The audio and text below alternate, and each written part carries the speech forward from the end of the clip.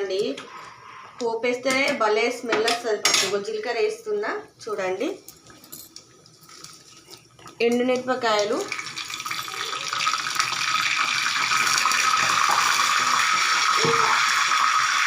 కరివేపాకు, ఎల్లిపాయలు అక్కలు ముక్కలు. ఎల్లిపాయ తోట అయితే భలే టేస్ట్ వస్తుందండి. పప్పు ఎల్లిపాయ తోట అయితే భలే టేస్ట్ వస్తుంది.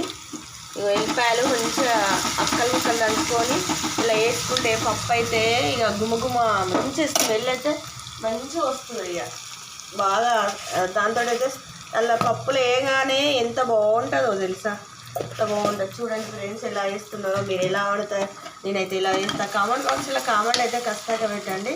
ఇక పోపల పప్పులు వేస్తున్నా చూడండి.